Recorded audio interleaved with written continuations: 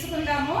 ఇక్కడ చూడండి, పండగ పాపక సున్న పెడితే పం డ గ పండగ.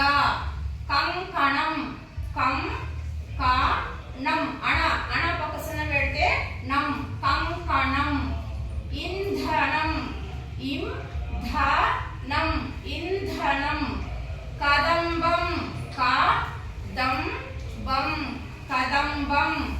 కంకర కం క ర కంకర. పథకం ఠ ఒత్తు ఠ ఉంది ఇక్కడ. పథకం ప థ కం పథకం. శతకం శ త కం శతకం. అందలం అం ద లం అందలం. శతమతం స త మ తం తాపక సున్న పెడితే తం. ఎలా చదవాలంటే శతమతం శతమతం.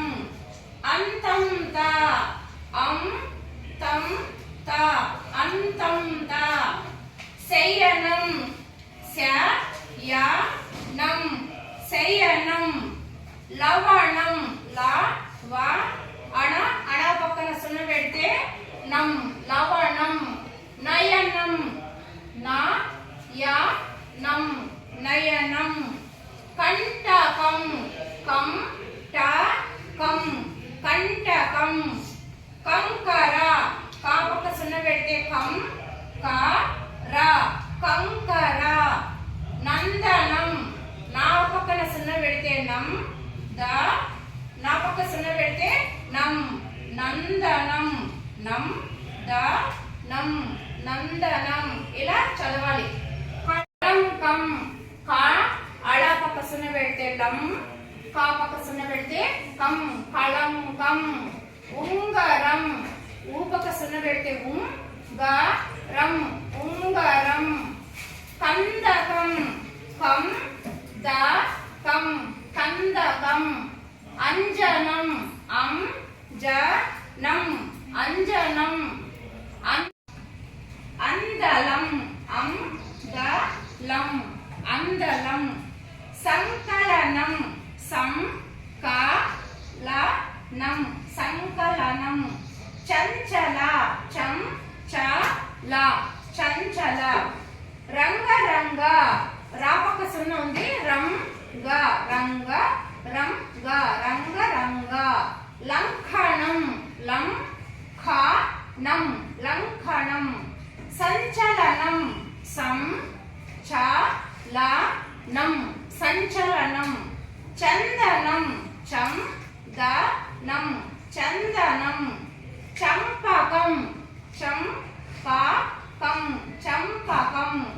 కమతం క మ తం కమతం. పంచడం పం చ టం పంచడం.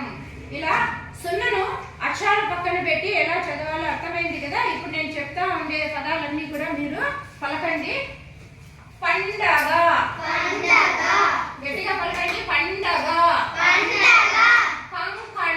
కంకణం ఇంధనం కదంబం కంకర పథకం శతకం అందలం శతమతం అంతం త శయనం లవణం నయనం కంటకం కంకర